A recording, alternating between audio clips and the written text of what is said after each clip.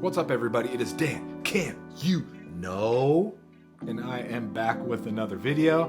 And as you can see behind me, I now have a dual monitor setup. So I wanted to make a video on putting it all together, on how to set up dual monitors within Windows, and also a little bit of a cable management guide.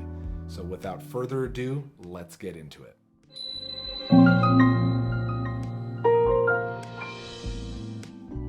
First of all, thank you for 425 subscribers. If you liked the video, please consider liking it. If you are new, please subscribe. And if you dislike the video,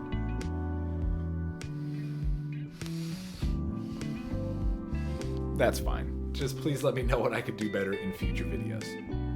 So my new monitor is here, and it is basically the 1440p version of this monitor over here, which is the G27C5. It'll now be right next to a MAG27CQ. And this is 1440p, and it is 144 Hertz, while this is 165 Hertz, and it is 1080p. So let me get it unboxed, and let's start getting it set up. So now I'm going to assemble my new dual monitor arm mount. And you can see I got the box open, and I've got all the contents sprawled out on the floor here. So I'm gonna go ahead and put this thing together.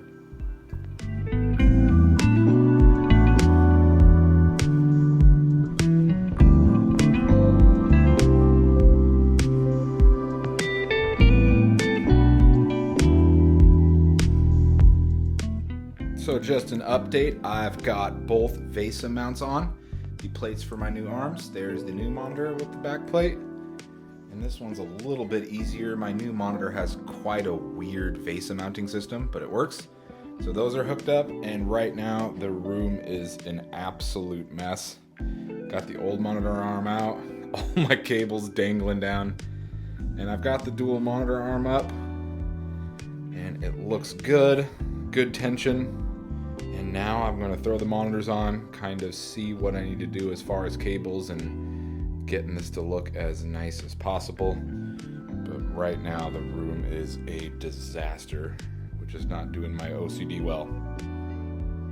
The monitors are mounted up, and the monitor arm mount I bought from Amazon was a little bit of a pain in the butt to get these monitors to sit how I want them, adjusting the spring arms and everything. But for right now, that's probably how it's going to look.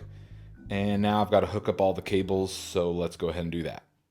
So after I got the monitors all mocked up, I didn't really film much afterward.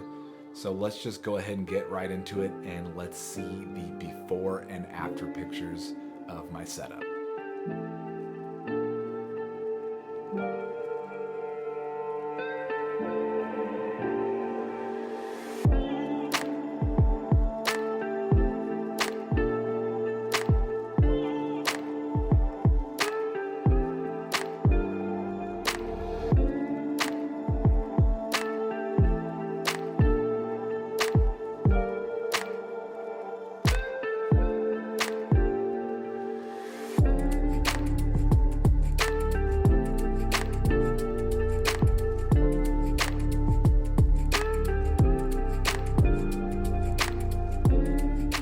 So to set up dual monitors within Windows is extremely simple, and I apologize for the microphone quality on this headset, but what you're going to do is come down to settings, and then within system you're going to click on display, which is already on, and all you're basically going to do is drag and drop where your primary monitor is as opposed to your secondary.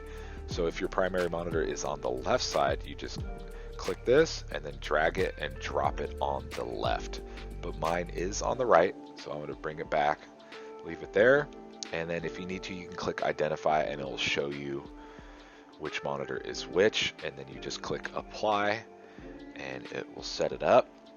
And then a couple more options, settings to look at.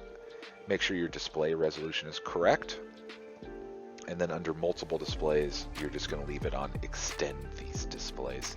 You can duplicate them, but I'm not sure why you would want to. So leave it on extend, and then what you're also going to do is go into advanced display settings, and then both of your monitors are going to be listed here. So under my main one, you're just going to want to make sure that your refresh rate is correct. And if it is not, you're going to go into display adapter properties for display 1.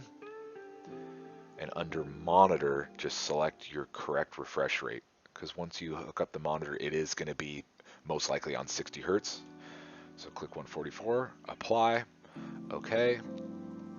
Check my second monitor, and that is correct. And that's basically all you need to do to hook up dual monitors within Windows 10. So here is going to be everything you'll need to do your cable management. The first one is going to be a cable wrap, and this one's nice because it is reversible. You can have a white or black, and this will wrap your main harness, I'll call it, which basically goes from your monitors to your power supply and then to your PC. So that wraps that. And these guys right here are zip ties, and I like a minimum of 11 inches. They come in random sizes. And sometimes you have to double up and feed one zip tie through the other to get your desired length, depending on what you're tying down, but zip ties are always clutch to have. And these are amazing as well. I got these at Fry's Electronics in California, and they are basically little clips, and they have adhesive on this side.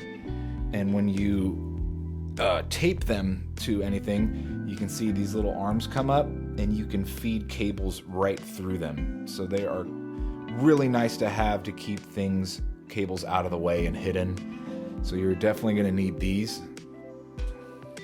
And these are always nice. It's basically the same concept. It's got adhesive over here, and they're for larger cables, like power supply cables are usually much larger in diameter, so these are nice to have as well. And I always recommend twist ties as well.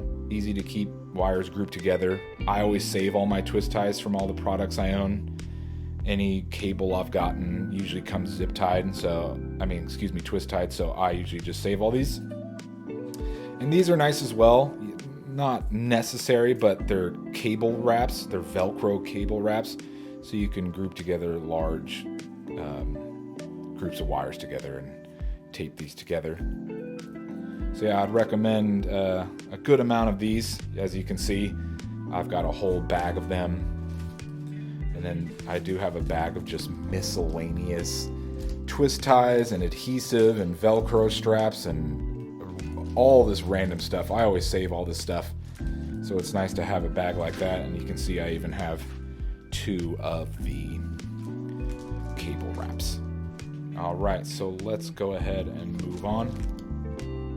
So let's get into a breakdown of how exactly I did my cable management. And one thing I didn't put in the items that you will need is going to be one of these baskets. Now this is an IKEA tabletop, and they actually sell this kit right here, which basically is a little basket for all of your cables. So I purchased that with the tabletop. So let's go ahead and swing underneath, and I can show you exactly how I have this routed. And sorry if the camera gets a little bit shaky right here, but here is kind of the nest of wires. And a lot of time with cable management, you're going to be hiding a good amount of cables. And these cables right here are actually just my monitor's power supply cables. And I have them zip tied and just hidden behind the power supply because there really was nowhere else to put them.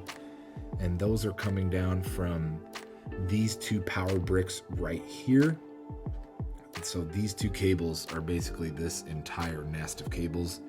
And then they are coming out right here and then circling into each of the outlets.